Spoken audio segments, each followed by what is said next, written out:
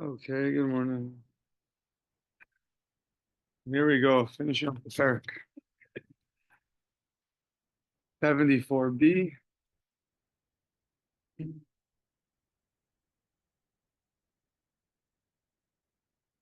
We just mentioned a dispute between Abai and Rava in regard to Esther, that if you do a prohibition for your own benefit, Rava said that that's going to be different than trying to get someone to veer off and throw away their Judaism, and Rava brought a proof.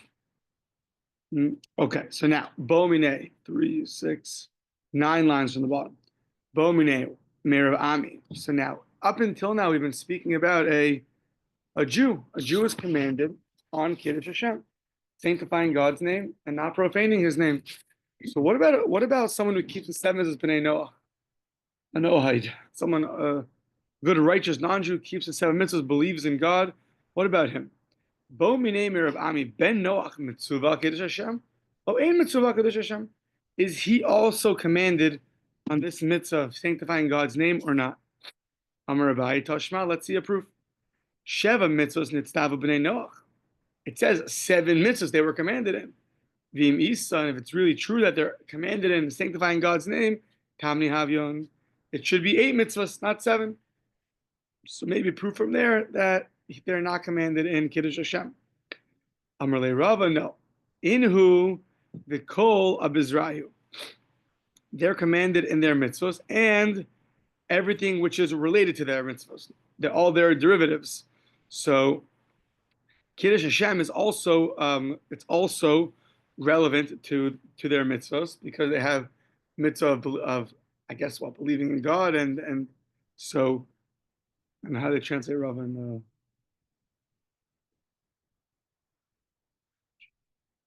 said in the it was written, this thing that God poured you student.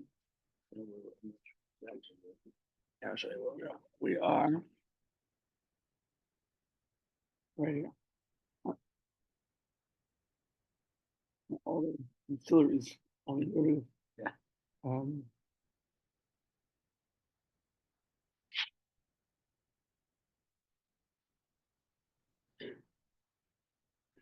Yeah. So according to Rava, you're not only commanded in the 7 commandments, but you're commanded with different things that are related to those commandments. So he doesn't limit it to just 7; rather, he's much more expansive. And according to according to him, he holds that Kiddush Hashem is also would also be included. It was 7 general categories, but things that are related to them, things that are similar to those 7, are also ancillary. Exactly. Yeah, what's an ancillary? A derivative? It's like a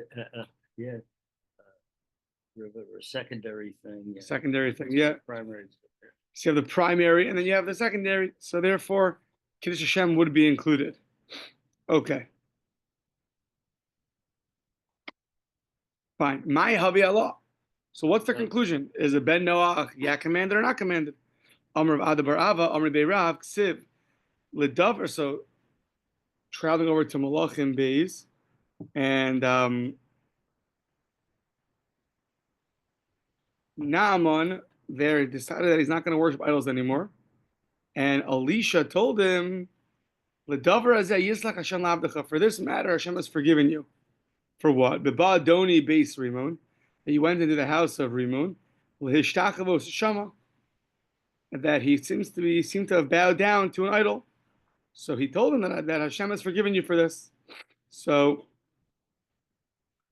Behu Nishan al Ayadivi Vishnachavisi. It sounds like he went, he leaned, and he bowed down to the servant. Uksiv Vayomer Lo Lech L'Shalom. And he told him, you should go in peace. And even though he did idol worship, he said, okay, you can go in peace. Now, if he was commanded on sanctifying God's name, how did he worship idols? If a non-Jew would be commanded in sanctifying God's name, how would he worship idols? V'im Isa, lo lemole. If he was really commanded in sanctifying God's name, how could Elisha tell him Lech L'Shalom? You should go in peace. Sounds like he was like admitting that what he did was fine. He was agreeing to it, but he should have rebuked him You can't do avodah zarah. You're commanded on Kiddush Hashem, and yet he said, "Lech l'shalom, go in peace." So from there, maybe you could learn that a non-Jew is not commanded in sanctifying God's name. That the Gemara says, no, not so fast. Habetzina, habefarhesya. Naaman there did it privately, and there weren't Jews there in the Beis Rimon, where he bowed down to avodah zarah. And when it comes to sanctifying God's name, the rule is it has to be with 10 other Jews. So maybe when he bowed down to idol worship, there was no 10 other Jews there, and therefore there was no commandment to sanctify God's name. So you cannot bring a proof from the story of Naaman, who bowed down to idol worship, if that he was or wasn't commanded, because it was done privately, and there weren't 10 Jews there.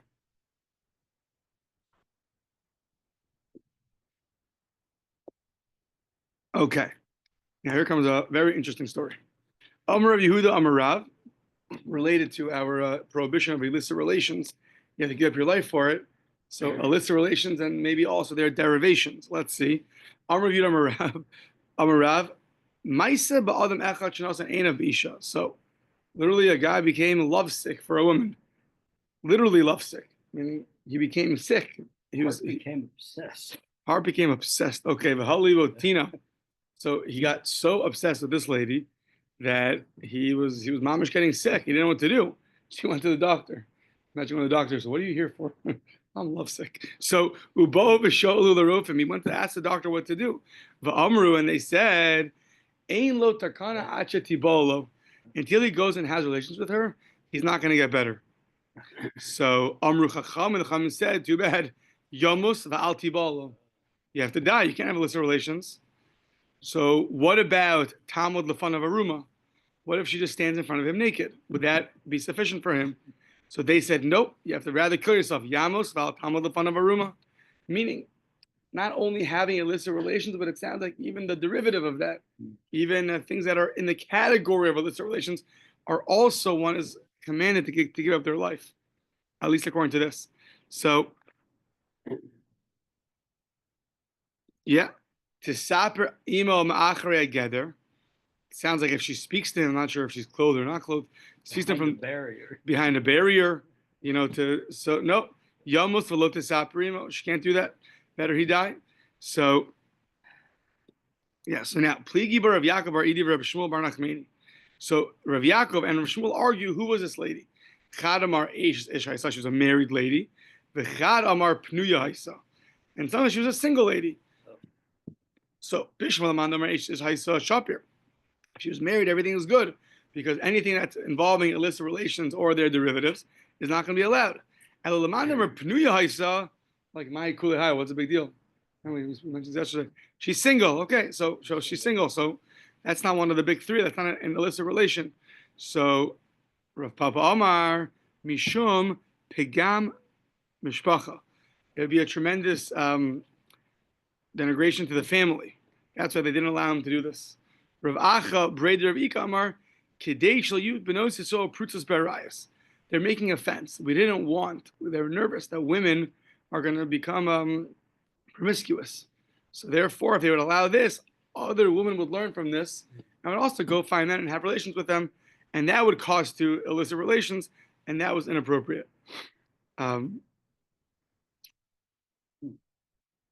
Yeah. So why don't you just Vilintseva Mintzav? Why don't you marry her? Meaning she's single, so why don't you just marry her? She's single. Why wasn't that an option? If you marry her, then there'd be no problem of worrying that there might be illicit relations in the Jewish people, because first he married her. Says the Gemara, a very interesting thing. So loy masadaita, that's not going to suffice for him. It's not going to appease him. Why not? Kid Rabbi Yitzchak, Dam Rabbi Yitzchak, miyom shechar beis hamikdash.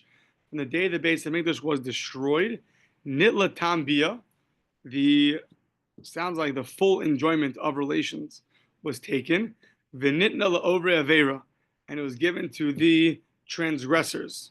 Shenamar, mayim genuvim yimtaku, stolen waters are more sweet. So v'lechem start, so stolen waters are more sweet. That means if you can have something which is not allowed, it's much sweeter than something which is yes allowed. Hajjalach and Surmur. That's the end of the. Yeah, that's the end of the. That's the end of the parak. Okay, so that wasn't such a complicated parak, and that's going to end now. Now it gets a little more complicated, nitty gritty. Okay, the next two parak are going to be burning and then strangling, and then off to a whole chapter about Olam Haba, Tchias HaMesim, other things. Yeah. So, and then back to nitty gritty and Shavuos. Okay. So ve'elu, no breaks. So ve'elu hina nisrafin. These are the women that the people that if you have relations with them, you get punished. You get punished by burning. Habal isha ubita. That's going to be the main topic. Who is this isha ubita? So Rashi explains to us that it's not referring to a wife and her daughter. We'll see why. So habal isha ubita, a man who has relations with some woman and her daughter, or bas kohen shezimsa, that we know already. If you're a daughter of a kohen, different opinions what stage of marriage you have to be in, but she has relations, she also gets burnt. So now those are the ones that are explicit in the Torah. Now included through different ways of deriving halachas are going to be, I think, another 8. Yesh bechlal isha ubita, included in a woman and her daughter, whoever that woman and her daughter are, is bito, the man's daughter, bas bito, his daughter's daughter, bas bino, his son's daughter, bas ishto, his wife's daughter, bas bita, her daughter's daughter, bas bina, her son's daughter, chamoso, ve'em chamoso, ve'em chamav, a mother-in-law, a mother of a mother-in-law, and a mother of a father-in-law. Okay. So now these first two, isha ubita. So who's isha ubita? So says the Gemara, habal isha. So really, habal isha ubita is referring to a mother-in-law. So because a regular woman and her daughter, it's already mentioned in the ones that are later in the Mishnah. It says, yesh bechlal isha ubita, included in isha ubita, whoever they are, is bito, your daughter, your wife's daughter. So it's not referring to isha ubita, it can't be referring to your wife and her daughter, because that's already mentioned later in the Mishnah. So who is it referring to? It's actually referring to a mother-in-law. A mother-in-law. Now, says the Gemara, haba'al isha shenasa bita lokatani. It's referring to the mother-in-law, to one's mother-in-law. But instead of saying that you had relations with a lady whose daughter you one time were married to, right? Habal isha shenasa bita. It doesn't say that. It doesn't phrase it like that. Rather, it phrases it, ela habal isha ubita. It phrases it that you had relations with a woman and her daughter, and it's referring to a mother-in-law. So, michlal the travayu leisura. So you learn from here that these are the two women leisura. That doesn't mean prohibited as opposed to permissible. It means that these are the two women that are explicitly in the Torah. It says get burnt, that you get burnt. So now, uman ninhu. Who are these two women? Who's isha ubita? Isha ubita is chamoso ve'em chamoso. The isha ubita is your mother-in-law and her mother. A mother-in-law and her mother. Those two women are what the Torah refers to when it says isha ubita. The other people that are included, your daughter and your daughter's daughter and your wife's daughter, your wife's daughter's daughter, those are going to be learned out through different derivations. But a mother-in-law and a mother of a mother-in-law, that means isha ubita, a mother, a lady referring to the mother of the mother-in-law, and her daughter is referring to the mother-in-law. Yeah, exactly, right? The agony columns, that's the agony columns. Oh. Mm-hmm. Okay, so let's see. So now, Michlal de Travayu Ksivi Behedya, the Hanach Midrasha Asya. These two are written explicitly, and the rest I learned out from derivation. So now, there's going to be a machlokas later. We have to get there maybe tomorrow, maybe or maybe Tuesday or Wednesday, about Rabbi Kiva and Rabbi Shmuel, how you interpret certain psukim. And there's going to be a machlokas, Abai and Rava, what the machlokas Rabbi Kiva and Rabbi Shmuel is. Okay, we need one thing from there. Hanicha Abai, the Amar Mashmo is Dorshin, Ikebeinayu. Abai there says that the only difference later on in how Rabbi Kiva and Rabbi Shmuel interpret the psukim is just, they don't really argue in the laws, they argue in what the words mean. So we'll see it in two daf hopefully. But Ikebeinayu, that mastis and money, Rabbi Akiva that according to Abaye, it's going to come out that that according to Rabbi Akiva, it's explicit in the Torah is your mother of the mother-in-law. That we'll appreciate it more in Tudaf, but according to Abaye, the way he understands the dispute, Rabbi Akiva and Rabbi Shmuel later, but how to interpret certain verses, it comes out that according to Abaye, Rabbi Akiva has explicitly a mother-in-law's mother in the Torah. So according to that, that's beautiful. That's our Mishnah. Our Mishnah is referring to a mother of a mother-in-law. Abaye holds, according to Rabbi Akiva, that our mother of a mother-in-law is explicit in the Torah. If that's true, then that fits very nicely with our Mishnah. But Elul Rava says that the machlokas Rabbi Akiva and Rishon is different over there. And he says, really, they're arguing about the following case. Chamoso la'achar misa. They have a dispute with a practical ramification of a mother-in-law after the death of one's wife. Is that going to be in the Torah or not? So, but a mother of a mother-in-law is never written in the Torah. According to Rava, both Rabbi Akiva and Rabbi Shmuel agree that a mother of a mother-in-law is not explicit in the Torah. So, according to Rava, Masnis and money. Who's the Mishnah like? It's not like Rabbi Akiva. It's not like Rabbi Shmuel. So Amar Lach Rava has to amend the Mishnah. He has no other choice. He says instead of teaching in the Mishnah a woman and her daughter, teach Tani Haba al Isha Shenasa Bita. You have to amend the Mishnah to say that we're referring to a woman who one time you were married to her daughter. So the Mishnah is just referring to a mother-in-law. It's referring to a woman who at one point previously you were married to this woman's daughter. So she at one point was your daughter, was your mother-in-law. But according to Rava, there is no mention in our Mishnah of the mother of a mother-in-law. Since a mother of a mother-in-law is not explicit in the Torah, so yeah, okay, fine. So that's that. So either it says a mother of a mother-in-law and a mother-in-law are explicit in the Torah and everything else is a derivative, or just a mother-in-law is explicit in the Torah and everything else is a derivative. Now, if you look at the end of the Mishnah, the last three cases of the Mishnah are a mother-in-law, the mother of a mother-in-law, and the mother of a father-in-law. So those are all mentioned in the derivatives. But according to Abaye, a mother of a mother-in-law and a mother-in-law are not derivatives. Those are explicit in the Chumash. And yet, the end of the Mishnah throws it in there as part of the rest of the group, which are not explicit in the Torah, and they're only derivatives.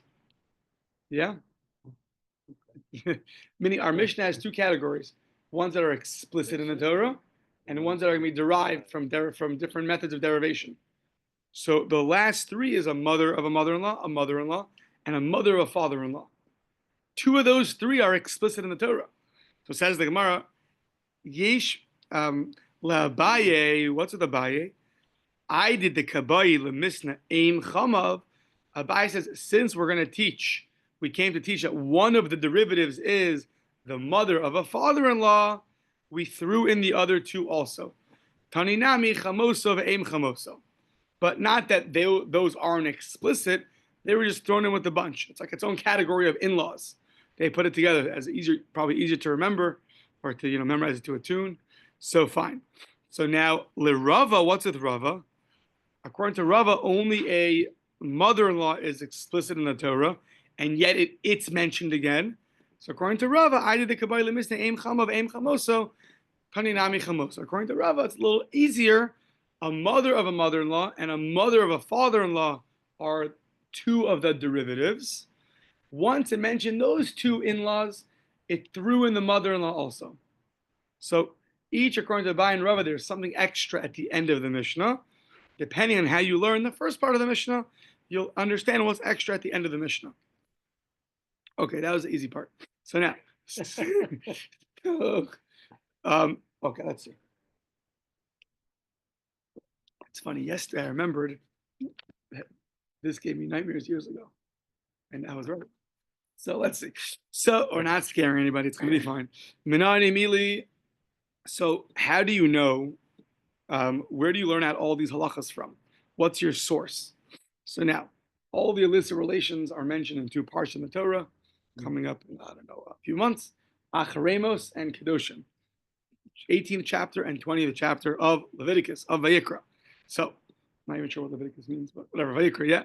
So, oh, the Levites. Why is that the name of the Sefer? Strange. I'm not sure. Because I'm Kohanim too, same, they're all part of Shevet Levi. The Kohanim part of Shevet Levi. Okay, I hear. So, Menan immediately the Tanur Rabbanan, it says in the Brisa. One of these cryptic Brisas has three parts to it. We're going to say it, and then we're going to go through each one of the three parts. Okay. So, Tanur Rabbanan, Ish asher yikach as Isha. So a man who goes and takes a woman, the Esima, and her mother. Okay. So now, it's talking about a woman and her mother. Fine. So who's this woman and her mother? So, Ainli ela Isha ve'ima. All you know is a woman and her mother, which we're going to learn is referring to a mother of a mother-in-law and a mother-in-law. However, bas isha ubas bita ubas bina, but the daughter of your wife, I think, ubas bita, or the granddaughter, ubas bina, or the other granddaughter, the daughter of your daughter, daughter of your son. Minai, how do you know those? Nemar kan zima. It says here in Parshas Kedoshim zima, lewdness. What's the synonym of lewdness? Zima. Yeah, it says lewdness there, right? But what's a synonym of lewdness? I don't know. Something that's inappropriate. So Obnoxious against the rules. Okay, Zima sounds like it's more like a It's more like something with an inappropriate connotation. So Zima, v'nemar lahalan Zima. It says Zima over here, and it says Zima over there. What's over there? Ma lahalan over there. It's talking about the grandchildren, the third generation. So ma lahalan bita ubas bina. There it's explicitly it says the daughter, the granddaughters. So afkan, when it's talking about sreifa, burning, we're also going to say that it includes a bita ubas bina to the wife's daughter, the wife's granddaughter, whether it's her daughter of her son or daughter of her daughter. Okay, fine. Now, minayin lasos zecharim kinikevis. So this is going to be a dispute what this means. How do you know you make, I mean, literally, men like women? That's not what it means, though. It's not what it means. I knew you're going to laugh. So how do you make one category of males like another category of females? We're going to see what that means at the last line of the Amud, second last line, whatever. So Namar kan zima, but Namar lahalan zima. Same thing. It says over here the word zima, lewdness. But Namar lahalan, the word zima. And just like over there, zechar markinikevas, which the Gemara is going to ask what that means in a second. Afkan zechar markinikevas. One more cryptic category. Minayin lasos limata kilamala. A very vague statement. How do you know you make literally below like above? So is that referring to generations? Generations below like the above generations? We'll see. It's also a dispute. So once again, Namar kan zima, v'namar lahalan zima. It says lewdness over here and lewdness over there. Ma lahalan lemata kilamala, afkan lemata kilamala. Uma kan, just like over here is lemata kilamata, lemala kilamata, af lahalan, so to over there, lemala kilamata. So basically, we have two verses. One in the 20th chapter of Vayikra, which is our verse, which explicitly tells you who gets burnt. That's the source that some women get burnt if you have relations with them. So I guess you and them, except for Bas coming, you and them will both get executed by getting burnt. Now, from the 18th chapter in Vayikra, we learn a whole slew of women through a derivation of Gzeira Shama for the word lewdness. It says lewdness over there. So whoever it's talking about over there in the 18th chapter, which are all the warnings, we're applying that those are all included in the 20th chapter. So, and we have a mother of a mother-in-law and a mother-in-law. That's the first two. They're explicit in the Torah. When it says Isha Ubita, it's referring to a woman and her daughter. It's referring to a mother of a mother-in-law and a mother-in-law. And then you have the wife's daughter of a son, daughter of a daughter. So those are learned out from later on. Some kind of category called males like females, we'll see in a second what that means, is also learned out from there. And also, lamala kilamata, below from above, we'll also see what that means, is also learned out from there. Okay, fine. That's enough to learn.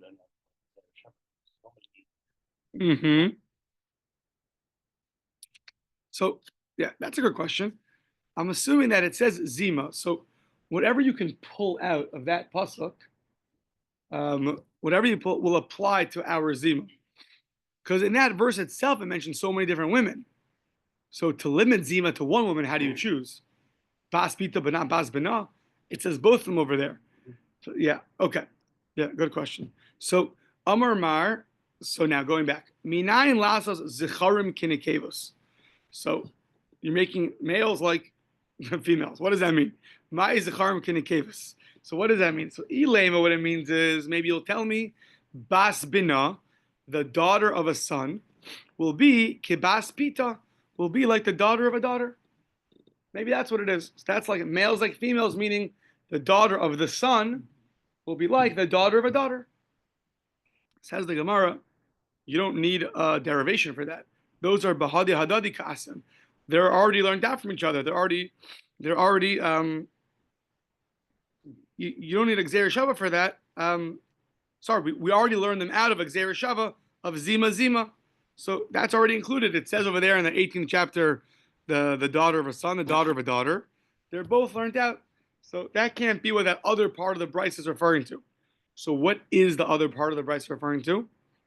Ella aim chamav ke'aim chamoso. Males like females means the mother of a father-in-law will have the same status as the mother of a mother-in-law.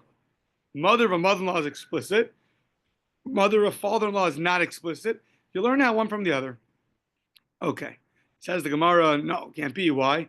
Hashta, aim chamoso lo kamalon, aim chamav mahadirallah. So,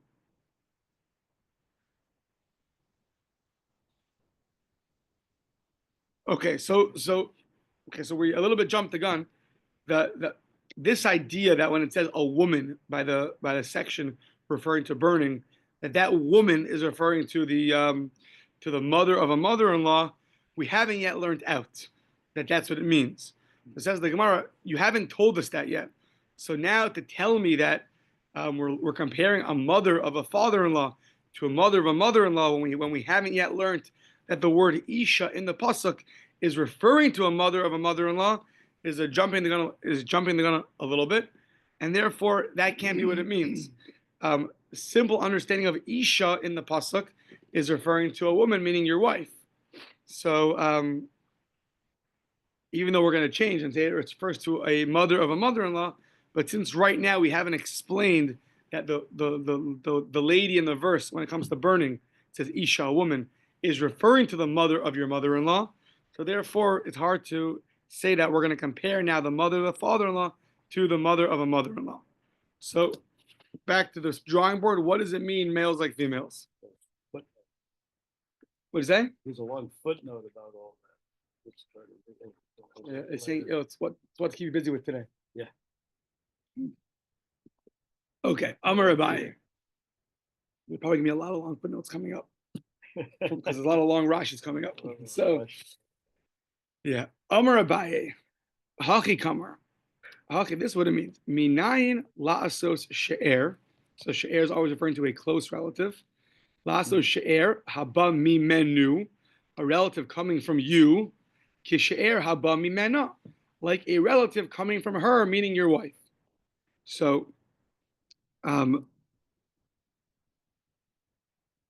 so how do you know that your daughter and daughter's daughter and the daughter of your son are going to be the same as her daughter and daughter's daughter and daughter of the son? Now, Rashi points out that we're not talking about his daughter from his wife, because that's already included, like we had earlier.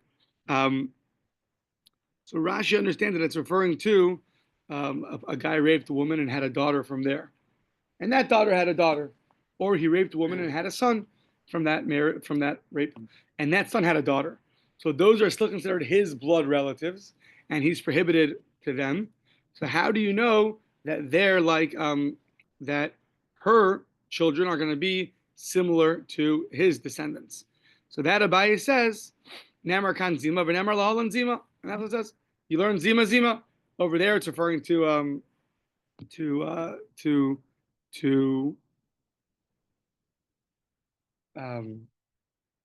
it's referring to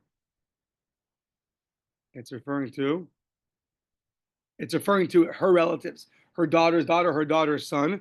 You learn it back to us that the same rules will apply to his daughter's daughter and his daughter's son. Okay, so that's Abai. So says the Gemara, v'hasher b'she'er didei lo ksiva beizima. When you're referring to